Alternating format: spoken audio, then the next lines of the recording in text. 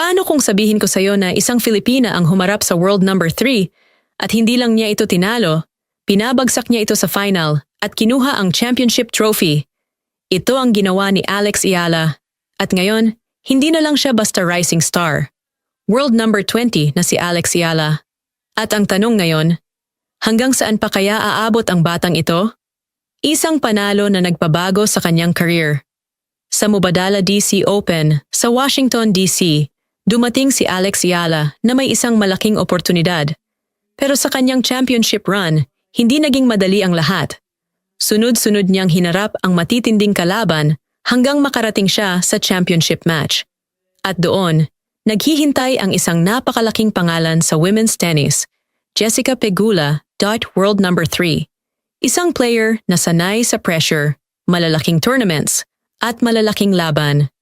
At para kay Alex, hindi ito simpleng championship match. Ito ang pagkakataon niyang patunayan na kaya niyang makipagsabayan sa pinakamahuhusay sa mundo. Pero sa unang set, si Pegula ang nakakuha ng advantage. Natalo si Alex sa first set, 6-4. Marahil para sa ibang player, sapat na yon para mawala ang momentum, pero hindi kay Alex Eala. Dito nagsimula ang comeback sa second set. Unti-unting nagbago ang takbo ng laban. Mas naging agresibo si Alex, mas naging matatag ang kanyang mga tira.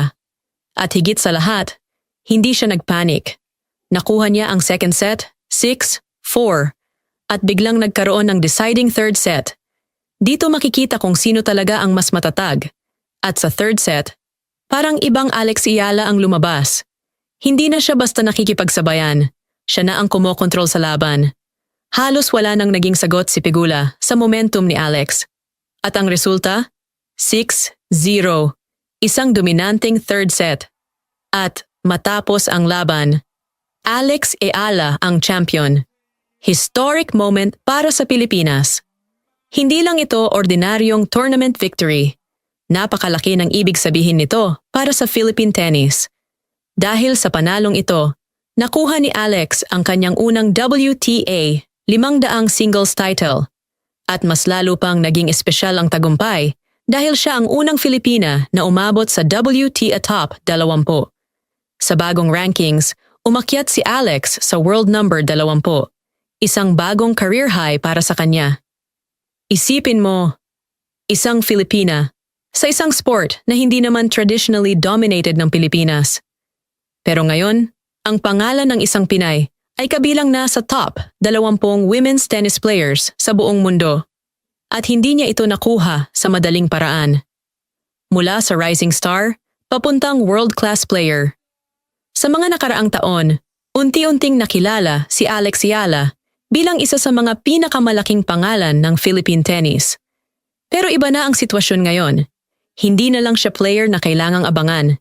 Isa na siyang player na kailangang bantayan ng ibang competitors. At ang kanyang victory laban kay Pegula ang isa sa pinakamalaking patunay nito. Mas impressive pa dahil bago ang final, tinalo rin niya sa semifinals ang dating world number 1 na si Naomi Osaka, 6-4, 6-2. Ibig sabihin, sa iisang tournament, hinarap niya ang mga player na may malaking pangalan sa women's tennis.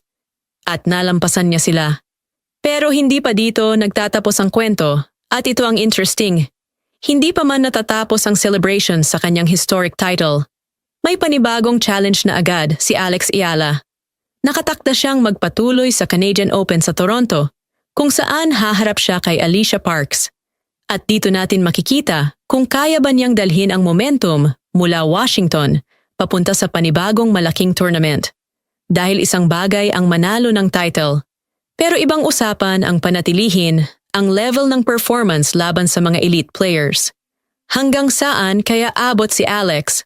World number 20 na siya ngayon. May WTA 500 title na. Nakakuha na siya ng malalaking panalo laban sa top 10 players. At habang tumataas ang kanyang ranking, tumataas din ang expectations ng mga Pilipino. Pero marahil, ito rin ang pinakamagandang bahagi ng kanyang journey. Dahil parang ngayon pa lang talaga nagsisimula ang mas malaking chapter ng kanyang career. Hindi na natin kailangang tanungin Kung kaya ba ni Alex Yala na makipagsabayan sa mga pinakamagaling sa mundo? Napatunayan na niya yon. Ang tanong ngayon ay, gaano pa kataas ang kaya niyang marating? World number 20 ngayon. Pero baka sa susunod, top 10? At balang araw, baka isang Grand Slam title naman ang pag-uusapan natin. Dahil kung may isang bagay na ipinakita ni Alex Yala sa buong mundo, ito yon. Kapag hindi ka sumuko, kahit gaano kalaki ang pangalan ng nasa kabilang side ng net, may pagkakataon kang manalo. Congratulations, Alex Yala. Hindi lang ikaw ang champion ng Washington. Ikaw ang bagong mukha ng Philippine tennis.